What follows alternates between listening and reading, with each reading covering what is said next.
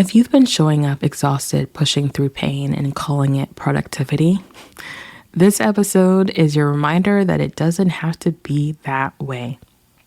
I'm joined by Pallavi, a founder, a mom, a community builder who shares how chronic pain, cultural expectations, and burnout led her to completely redefine how she runs her business and how she lives her life. We talk about the unspoken pressure to keep performing strength even when our body is begging for rest, and what it actually looks like to choose harmony over hustle. This isn't about giving up, it's about giving yourself a chance to build differently. I say this all of the time. We can have businesses, they just might look different than what mainstream says it should look like. So if you've been questioning the pace, the pressure, or the way you've been doing business while living with chronic illness or constant fatigue or constant pain, this conversation will meet you where you are and support you in seeing how you can show up and be different while giving yourself space and grace, and maybe even shift what you believe is possible. Let's go. Stay tuned. Welcome to Business with Chronic Illness, the globally ranked podcast for women living with chronic illness who want to start and grow a business online. I'm your host, Nikita Williams, and I went from living a normal life to all of a sudden being in constant pain with no answers to being diagnosed with multiple chronic illnesses and trying to make a livable income. I faced the challenge of adapting traditional business advice to fit my unique circumstances with chronic illness, feeling frustrated and more burned out than I already was while managing my chronic illness, to becoming an award-winning coach with a flexible and sustainable online coaching business. I found the surprising simple steps to starting and growing a profitable business without compromising my health or my peace. Since then, I've helped dozens of women just like you learn how to do the same. If you're ready to create a thriving business that aligns with your lifestyle and well-being, you're in the right place. Together, we're shifting the narrative of what's possible for women with chronic illness and how we make a living. This is Business with Chronic Illness.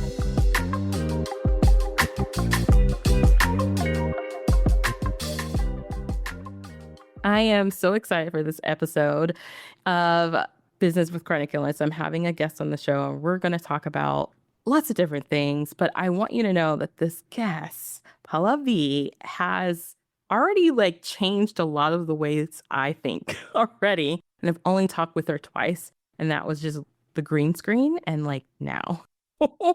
Please tell us who you are, where you're from, and we'll jump into more of your story. Thank you for giving me this opportunity. I'm glad to be here. I'm Pallavi, like Nikita rightly introduced me.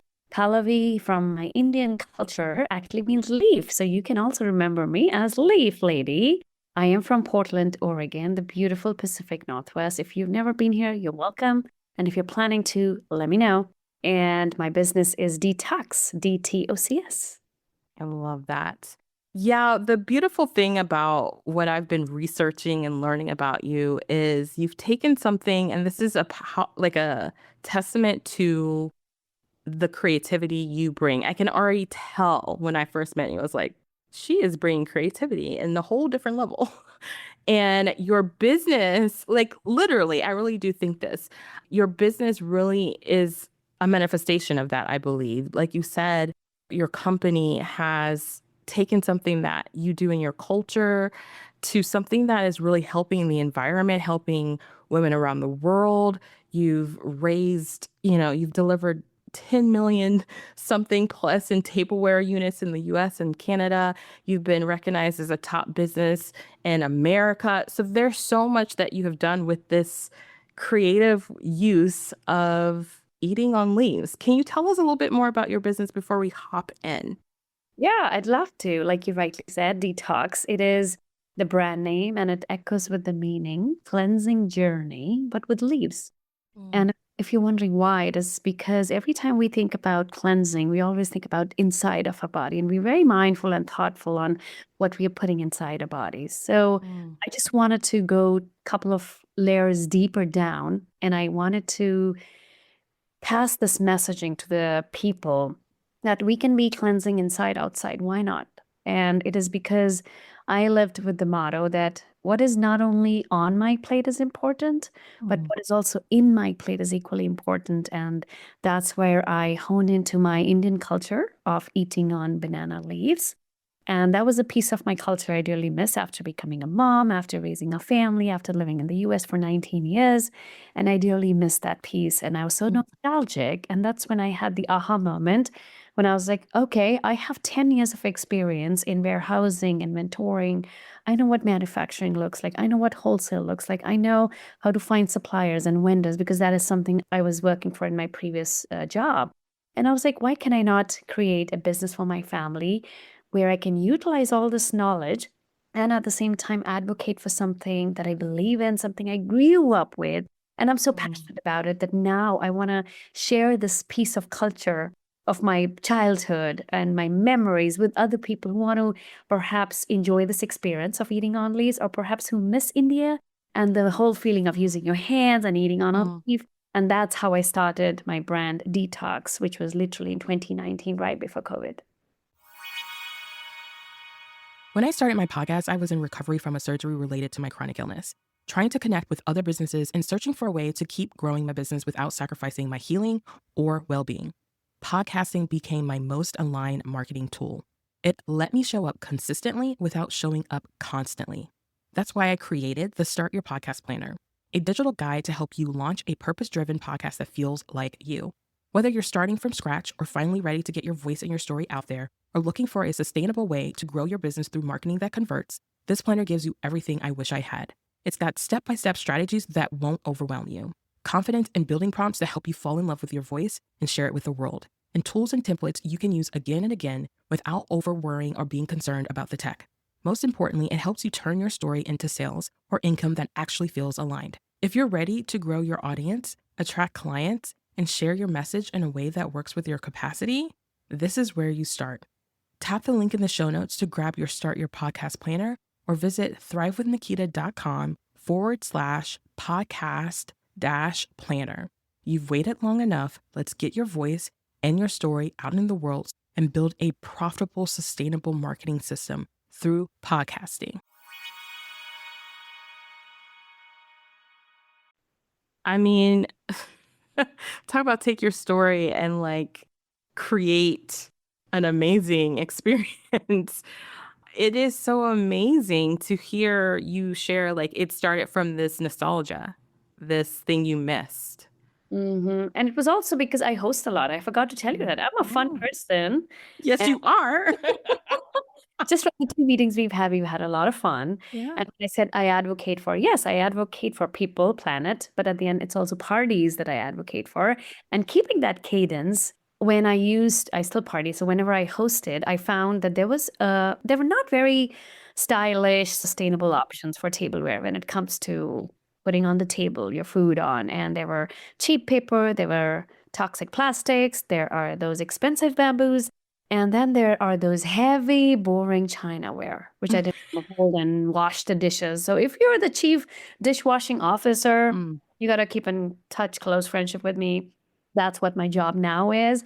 I am here to give you the convenience of cleanup without the landfill guilt. And that is where my South Asian Indian roots combined with my business acumen. And I was like, let me start a business, and this brand is something I'm going to offer to the world.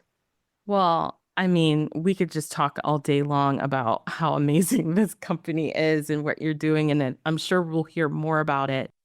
But also, I know just from connecting with you that you've also done this in the journey of becoming a mother, living with chronic illnesses. Like, what has been the biggest thing that has been the challenge for you in this journey, creating this beautiful, fun party life? But what's been the real? So of course, the world sees the fun part, which is, yes, I love to host. Yes, I'm very happy when I'm doing the parties. But believe it or not, after every party, I actually went to bed crying because of pain.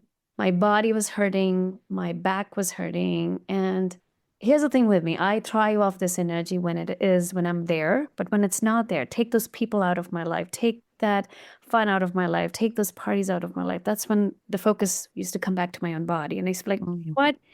I can't do this anymore. It's getting hard and hard. And talk about chronic pains, living with it 24/7 and feeling it to bed every night when I used to go to bed. Mm. There was my plantar fasciitis, my pain on the feet or my body or my fibromyalgia and my stress. So I was feeling it and it became so real.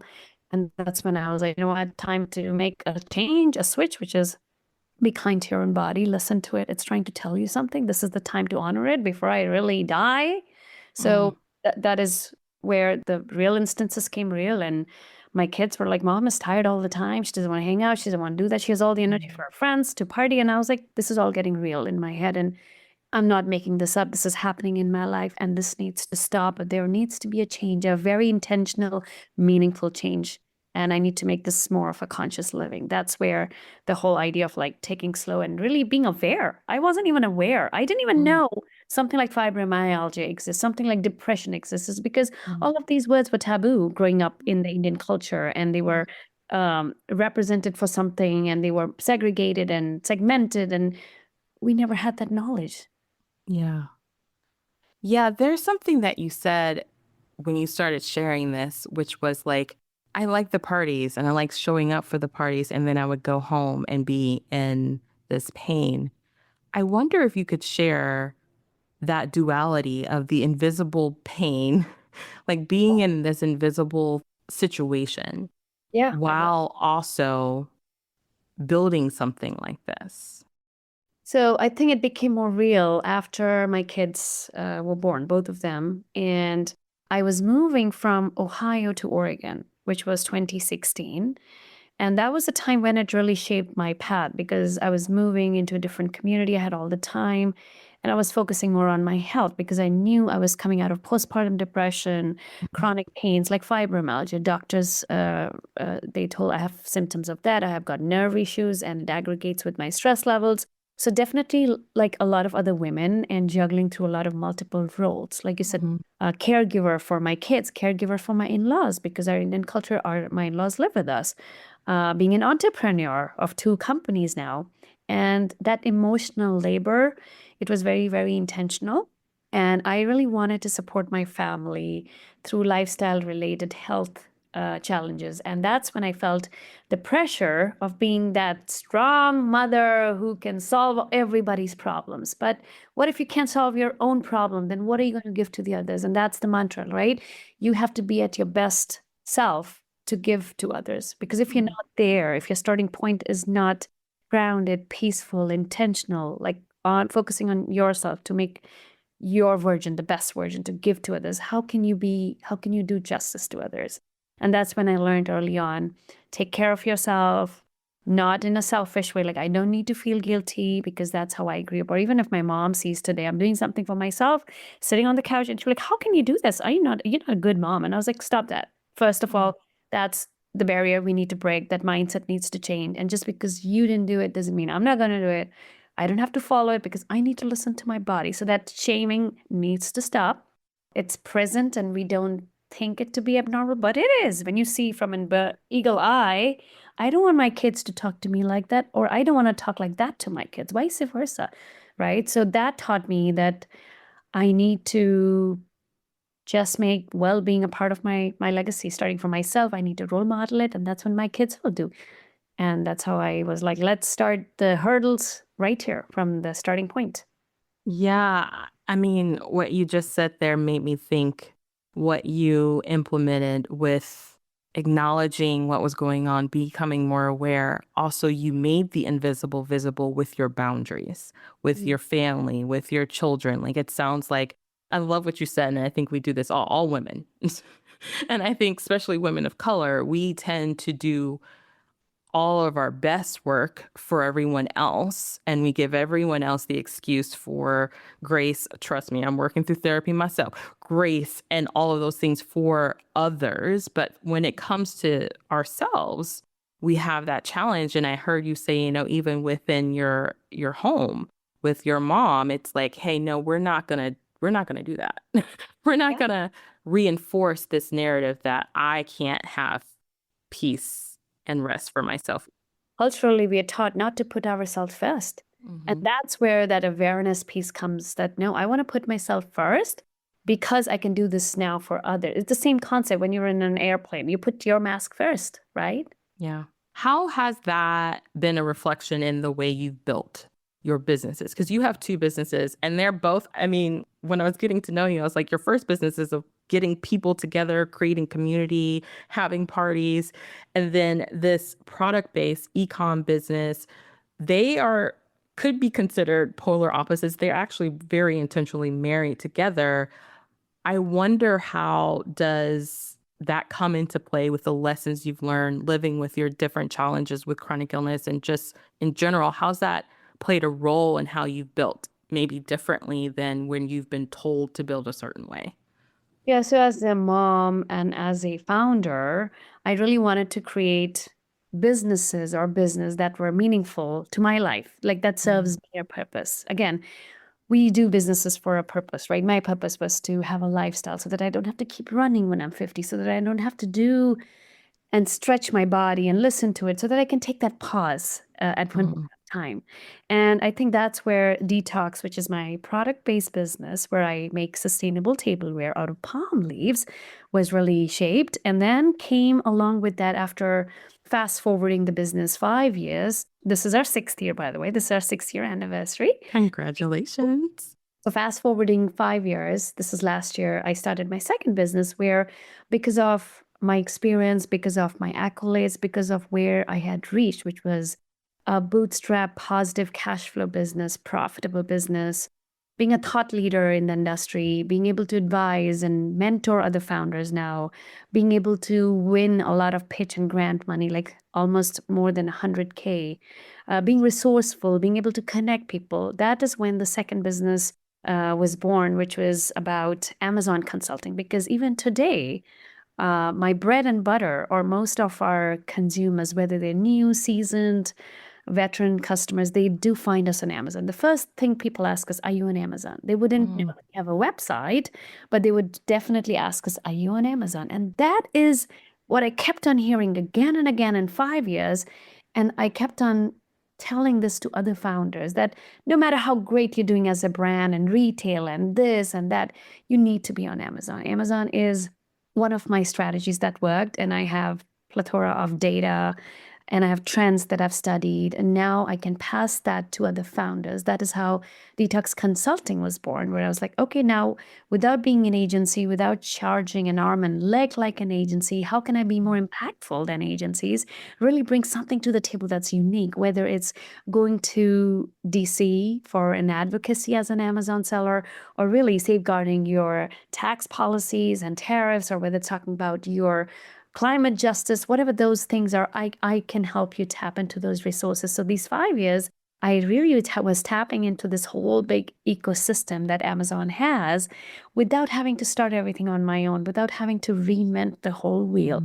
And that's what I advocated for, that every business owner should be there. And that's what I offer in Detox Consulting, which is monthly services where we help people or consumers get on Amazon and sell and grow and scale. And then those were the two businesses. And apart from that, I was still in pain. I was still aching. I still have labral tear on both my hips, and I was still functioning all these businesses. And what happened was I was like, okay, I had to lead with something more. And outside of that, I started a community here in Oregon called Portland Brown Mommies. And that group or that community, it is a private community of moms, specifically South Asian moms here in Oregon. And it has today more than 2,000 local moms. And this is something I started when I had just moved to Oregon from Ohio in 2016. And it had the sense of community, and I had to lead it because I was a real person with pains and aches, running life, taking care of in-laws. So if you think about the lifestyle, this is what generally a South Asian household woman looks like. And I just reflect that as a powerful reminder that if I can do it, so can you. Build businesses, lifestyles, whatever you need. But it's just, we need to uplift each other. We need to rise together, and we need to share our stories. That was my main purpose, because when you share, you give others the permission to share theirs. And that is where community building comes together. And that's what I started seeing in the last, 9 years.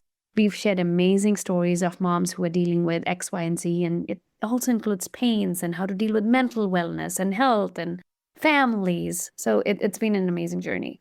I mean, there's so much there we can unpack. I have a question that just popped in my mind, which is while you were talking, which is within building these different spaces for what you want to create in the world. There's this aspect of having community that's always important. I think within women, that's just something we need. But often, I think many of us hold ourselves back from reaching out for community in different ways. And because of being in a multi-generational household, I grew up that way myself. Like there was everybody in my house, like my grandparents in my house, my mom, like our whole family is multi-generational living. That's how I grew up. We think that that is our community. Like that's all we have. Why did you feel a need to create something outside of that? So again, remember I said I came from postpartum depression. I was going through these chronic pains. I could not even stand. I wasn't even happy from inside. So I think I was looking for something which was bigger. It was harmony. I was looking Mm, at harmony over hustle and all the time running around, which we were taught in our societal, cultural values that you have to do, do, do, do, do. But nobody told us it's okay to take that pause. It's okay to slow down. Those were the things that I had to learn. I had to redo everything that I learned in my culture, scratch it off, and then take elements, what were important from the culture, which made sense, and take it from other cultures. Like, no, I'm not being selfish, but I still need to do this for myself. So that harmony was what I was looking for. And you did bring a good thing, which was like, a lot of us try to balance a lot of things, juggling all these, and I really never believe in balancing. I have always believed in blending because I saw my yes. mom juggling and try to balance, and it was an utter failure because she was in pain. She today, I mean, she's what, 60s, but she's less pain there. She's gone through so many surgeries, and I'm like, what's the point?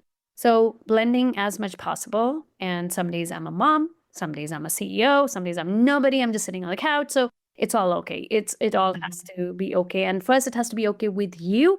And then you train everybody around you to soak it up in that mindset. Because when you feel it's okay, everybody has to feel it's okay. But when it's you yourself feeling that person in the room, like, oh, what is that person going to think? What are they going to judge me with? Like, forget Mhm. it. Like, that's what you need to do. You really need to not have that fear of public or what are they going to think or, oh, I don't know if I'll be able to do or not. You just have to be there. You have to just try it before it really hits you hard. Yeah. Did you experience that fear? Did you experience the fear where you were like, I don't know, what am I doing? Like what did the fear look like to you? I did because I had all these expectations. Like I got married at a very young age, like 22. So everybody had these expectations on me all the time. And I didn't know that that was not okay. I kept on fulfilling those expectations until Mm, it came to my body, until it came mm, to a time when I broke down. And that was too late for me.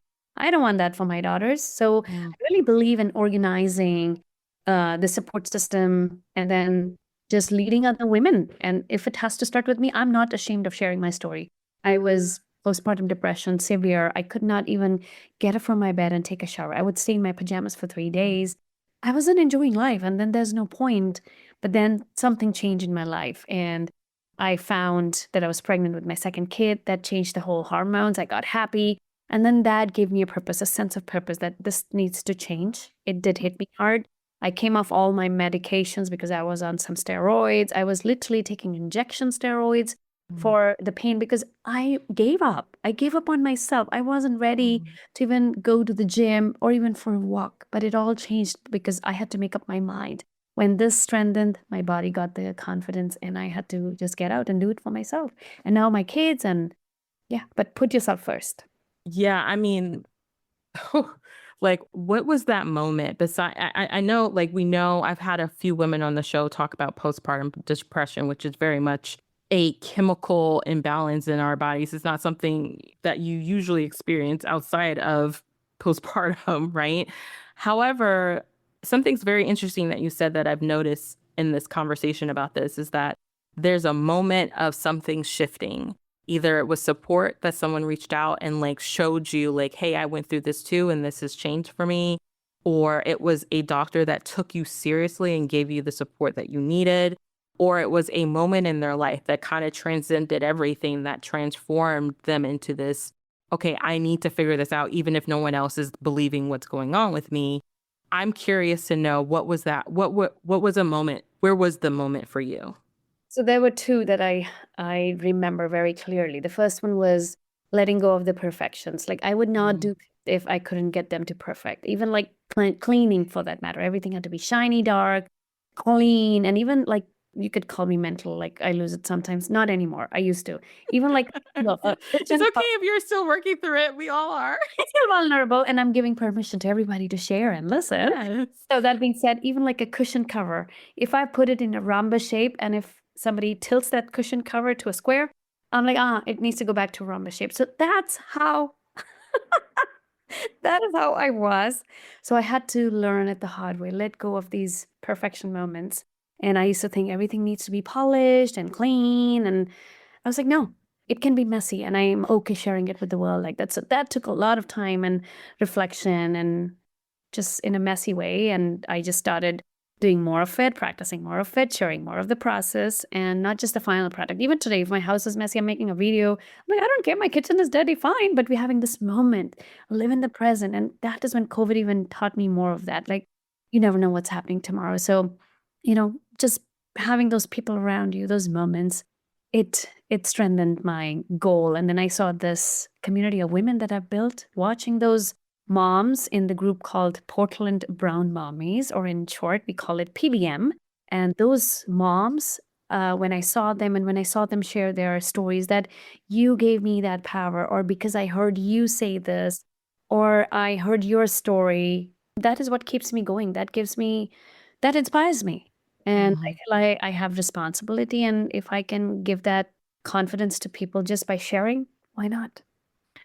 I mean, just along, I hope you guys really paid attention to that. There was a lot of vulnerability and a lot of just space of being human and not being perfect, and that it's okay that we ask for help, we seek for help, and we open ourselves up to it. And I think that's what I heard most in that story. How has that same process helped you in building, I'm going to say, your empire, because I truly believe that's where you're growing with this, but how has it led you to lead differently in a very male dominated space, especially when it comes to e-commerce? I feel like it's a very male dominated space. How has that, the lessons you've learned, supported you in that?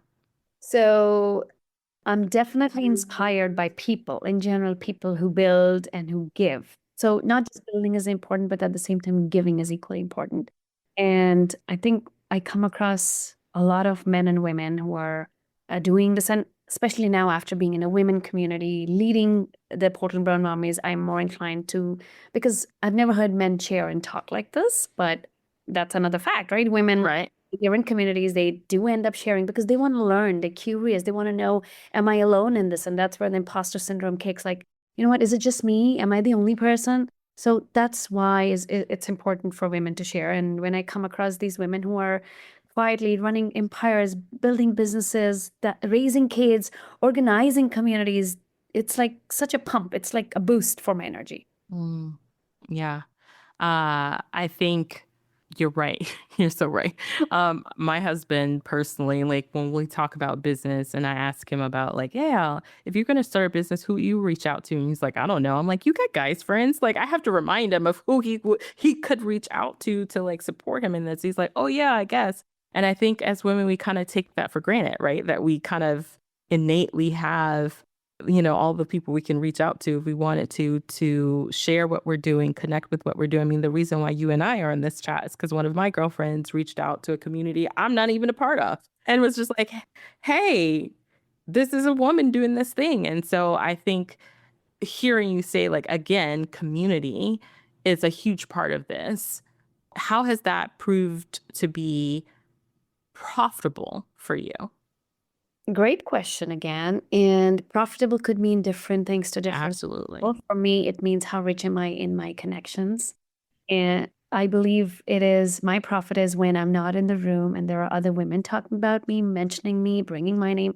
That is my real profit right there. Mm-hmm. Investment, it could be my investment of time, money, whatever, to generate X, and that X can be however you define your profit. So Yeah. I feel that it takes time. Definitely, it's not like a wheel that you invented and you roll it and you have profits spitting out. No, it is, again, depending on your vision, depending on the purpose, depending on what you want out of it. It has served me very well because, again, like I said, I meet people on the trail and they're like, "We know you, we know what you've done." I got the local news channel to come to my home because somebody referred me and said, "She's building a community. We want to highlight her in the community." So those are my little wins and profit. So of course, when you say profit, am I getting money out of it? Oh, absolutely not. It's a community. But am I getting anything out of it in terms of connections, positivity, people trusting, credibility? Yes, all of that is in my profit equation. Mm-hmm. Yeah, that's such a powerful thing. I think, especially right now in the season that we are here, let's just say in our locale, right?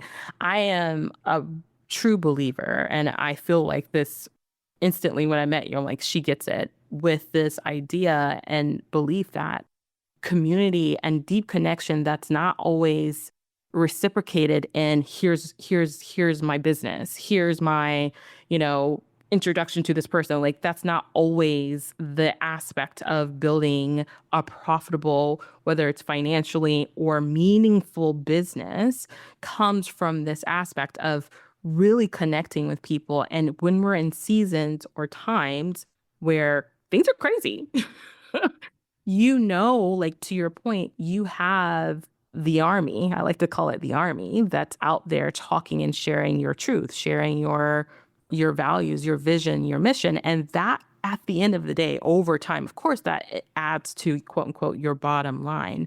But in all of the most important ways, it matters for how you show up in the world, how people view you, and how you are creating that ripple effect for others.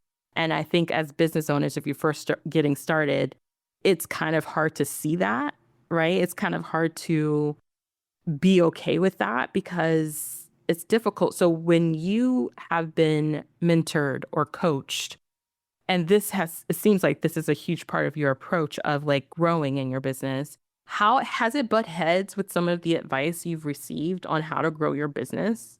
Oh, yeah, absolutely. All the time. At the end of the day, it's your money, it's your investment, so you get to make the calling. But if you don't even try that path like a strategy, it will never work. So the only tip is do small experiments, even if you're getting a small tip here and there. And if you're not sure, try it because that's only how you will learn from it. But again, do a small experiment. And if you know your gut is saying no, it's absolutely your decision to make as a business owner.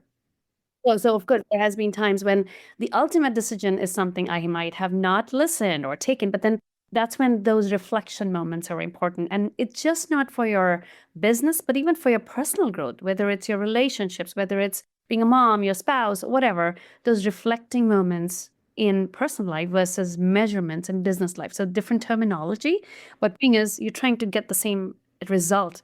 And in personal life, it's you having those reflection moments. What went well, what didn't, and why? In business, you're looking at your KPI, the metrics, and then you're measuring them. So, same analogy, right? You're trying to walk on the path and you're going to do the same outcome, but in different ways. So, for those, it could be you sometimes don't listen and sometimes you do. So, don't regret. Yes. And if you're regretting, which means go back, do point one, and then do it all over again. I love that. It's just like, if you are regretting, you can fix that. Just go back and just do the thing. Like, just Yeah, do the don't thing, say that. test it out. Yeah, the cry game, baby. It's like you're wasting a lot of time on, and that's what I tell my kids. Mm, Like, how can you solve this right now? Like, forget about she didn't do this or I didn't get it. I'm like, what is it that you need now? How can we fix this? mm, How can we repeat that moment? Or how can we recreate that moment so that you don't have to waste a lot of time again? Because that's a tip I give to everybody. The first best time to do something that you did not do has gone. But the mm. second best time is now. Yeah, you said that to me in our chat, and I was like, that is a powerful one for sure. Yes. I mean, if you were to answer this question, how has living as a wife, a daughter, a community leader, a multi entrepreneur, CEO, founder, advocate, where do you find the time and I don't, like you said, I don't like the word balance. I like harmony, right? Mm. Where do you find the harmony and honoring, hey, I'm having a pain day. I need to shift. I need to do something. Like, how do you honor that while building all of the things that you're building? So I think the real talk, like real talk with myself, like, okay, today I'm acknowledging my body, acknowledging the pains that I have. That real talk has really helped to shape my day. For example, today my energy levels are low. I'm not feeling so good. So on my calendar, I will only have two things. So literally acknowledging and then acting on that acknowledgement with your actions, whether it's keeping your calendar clean, whether it's, okay, I'm going to hold this 1 hour to step inside my hot tub and take 1 hour there or going for a massage. So it's been very organized for me, and it's not a task. It's like very intentional on my calendar what I want to do. Or today I'm not going to do anything, not even cook 2 meals in a day. We're going to take out. So whatever that is how I was able to harmonize life and business. I hear a lot of permission happening, Yeah. a lot of self-permission. Mm. I think if you were to tell younger version of yourself on this journey, what would you say to her? What would you remind her of now? Slow down. Something I only did once I turned 40. I didn't know what it meant. And it's funny you bring that up because I just had a call with my mom this morning, and the topic that we were talking about is, so my sister, my youngest sister, my baby sister, is getting married this year. Aw. And thank you. And her fiance is he's gone for a spiritual trip for 10 days. And the funny thing is, you just brought this. We were on this call saying he's gone for 10 days, and my mom is really getting anxious because they still haven't figured out the date of the wedding, which is going to be November. So we have all these months, right? What is it? April today. Mm-hmm. My mom was freaking out on the call, and she was like, why does he need to go to the spiritual thing? What does it do to him? What is the purpose? And I'm like, "Mom, you need to stop there because you're not slowing down yourself and you're putting that burden on us. That boundary is very important. And we see it now. Growing up, when I was with her, I never saw it. It never bothered me then, but I'm a different person now because I myself do slow down. I don't put that burden on my spouse or my kids. I have learned that. Slow down, take that moment. Those breaks, those pauses are so important for everybody. You, people around you. Yeah. So what would you say to the person who is resistant to slowing down? Well, I tried with my mom, didn't work, but let's put it out here. So I told her this, Mom, you need to put your judgment hat outside of this conversation, because if I told her, okay, this means finding blah, blah, blah, so she'll be like, oh, does he have a problem then? So there'll be these conversations, ripple questions and questions. I was like, you need to come out of this outside with a curiosity that what is this? Start from there. When you don't know about something, you can't just jump into conclusions that, oh, this person is doing this because blah. No, go back those layers deep down and again, go back to like, what is this? I would like to know more about this. Then I was like, I am the wrong person that you're talking to. Talk to him directly. What does this serve him? How does this help him? So those are the conversations we need to have. And that's what I would tell my younger self. I'm much more grounded and I understand all of this now. But again, sometimes I feel we don't have the need when we are young. I didn't, or perhaps I didn't know it.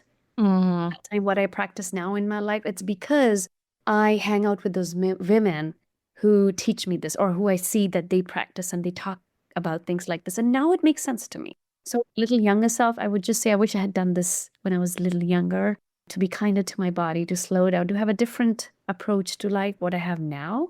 But because I'm a little old now, and I feel I've missed out on those years where I could have been a little more mindful about my body, myself, which I didn't get to. So let me love myself more now. Yeah, I love that. I think I mean, I got married young too. I think we just carried what we knew, right? We just carried what we knew until, for me, it was my pain that hit me in the face that said, we have to talk about, like, why are you in so much pain? And it was because we were carrying so much.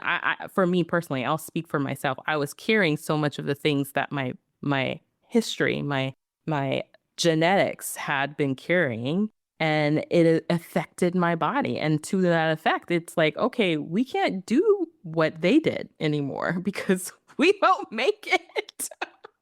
So I don't know if you could relate to that, but that's totally where the moment I had. Just like, no, we can't do it like that. I totally can. It's like my father has severe diabetes. My grandma had severe blood pressure, like sugar, like she used to take injections like twice a day. My grandfather had cancer. So it's always there in my mind that I'm going to die like that, or I will have those extra things on my body from the things I already have.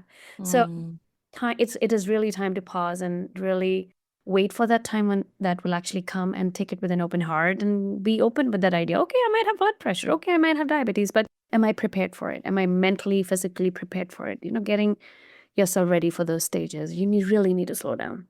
Yeah, I appreciate you sharing that too, because I think we all need someone else to say me too. Yeah, I get it. I know it. I me too. I feel that. But then just saying me too is not going to help. That's why we No. do this, because we want people who are listening to this go beyond. Put Yeah. that in your actions. Put that in little actionable steps, whether it's just going out for a walk in the morning for 30 minutes. Start there. Like literally tangible things. Like that's a question from me to you, Nikita. I know this is your podcast, but how about we ask you, like, what was one change that you did in your life after you realized you have these pains and chronics, or just to have a different mindset, or just forget about it at one point? It was Because saying I want no. to get rid of this and have a new body, but I can't. No, it was saying no. It was saying no. It was saying no without guilt. It was saying no just because someone thought they had the right to expect something from me that wasn't really my responsibility. It was totally saying no. I, Like that was the most powerful shift for me. Definitely like, nope, we're not doing that. I No. love. Yeah. So I love that question. I've been testing out some new fun ways to end the show with a question or something funny or something real. And I'm so always like so deep. My friends joke with me like, Nikita, you're like always deep. And I'm like, I know, that's just who I am. If you had to answer this question right now and tell your past self this, let me know. Okay, so what did you believe at one point was so true? It was fact. This is how life is. That you're now like, that is not true. That women are the only caretakers, because absolutely not. Your husband can be a caretaker. Your in-laws can be your caretaker. Your kids can be your caretaker, because we are put on this equation or this wheel of giving, giving, giving, giving, giving all the time. What is not true, or we need to break that circle, is we need to be on the receiving end as well. So Mm. that being said, it's not just who's the caretaker. There could be other people who could be our caretaker as well. So that means we can be on the receiving end as well. Because growing up, that's all I was told. You're going to take care of this and that and that and this person, that person, and never bothered to ask, who's going to take care of me? Mm. Uh, that's a that's a good one. That's a good one. Yeah, and I encourage everyone too who's listening, like find areas in your life to ask yourself, is that really true? Like, is that really Also, true? and also find those moments when you can ask, when you're like, today, you guys have to take care of me. I am not just my birthday, not just my anniversary, but Mm. whatever that looks like. So I go with my glass of wine in my hot tub, and I'm like, now it's time for me to take care of myself. So now you guys are all gonna cook and take care for me. One of you is gonna do the laundry. So whatever that means, delegating people around you so that you can be on the receiving side, go do it. Love it. It starts with us. I love that to Yeah. end this. Like it It's starts not with us it's taking never what we you need. alone. Yeah. Yes, and that's something I learned actually the hard way. That I used to think I'm going to change people or everybody. No, we all have to change. That shift has to come from both the sides, but you need to be able to communicate it and talk about it. I Mm. had to, I had to literally cry down and be like, "Do you want me to die?" Because it's Mm. pain with the amount of things that I do around. I'm going to die. I'm going to literally die once I'm 45 or 50. Would you want? And I had to make my whole family sit down like that. I had to ask them, because I wanted that change, that actionable giving, receiving from everybody, not just me. So it has to be a Mm. reciprocative relationship. Only then it becomes easier, because it's a journey, it's a process. Everybody needs to be on the same boat, and you need to train everybody. Mm. Love this, Pallavi. Thank you so much for sharing your story, your wisdom, your experience. Anything fun coming up you want everybody to know about? How they can support you, cheer you on. You told me something fun. I don't know if that's secret, but uh So uh the fun thing I can add value to our audience here today is keep an eye on, there's something called CO 100 Awards. That is something that's one of the highest accolades or awards this country gives to small businesses.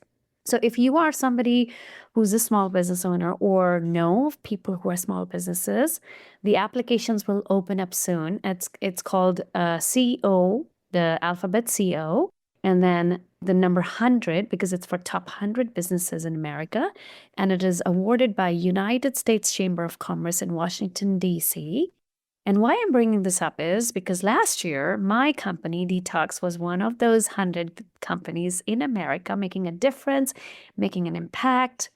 And now it's my time to pay it forward. So I'm going to be a judge for this award in 2025. So Oh, wow. that I want to elevate and I want to hear your story. So if people are listening, keep an eye on those awards. Just Google it or We'll connect put it in the show notes too, so you can check it connect out. with Nikita or connect with me. And then whenever those applications open, I will put it on my LinkedIn. I want you all to apply and get that accolade so that you can tell your story.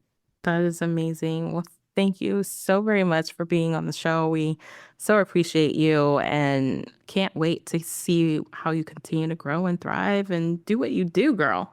Thank you. I appreciate it. And it's always a pleasure when people invest time in listening, in understanding, and it's even more appreciated when people reach out. So that is my only ask. If there's anything that touched your heart, if there's anything you want to share with me and Nikita, please reach out. And I always love communicating two-way. Yes, I look forward to hearing from you guys. You know how to get all of the details you need. They are in the show notes. We also have a special something for you from Pallavi that you will be able to check out. But until next time, see you soon.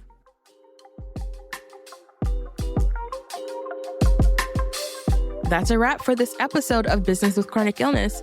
If you would like to start and grow an online coaching business with me, head to the show notes to click a link to book a sales call and learn how to make money with chronic illness. You can also check out our website at www.craftedtothrive.com for this episode's show notes and join our email list to get exclusive content where I coach you on how to chronically grow a profitable business while living with chronic illness. Until next time, remember, yes, you are crafted to thrive.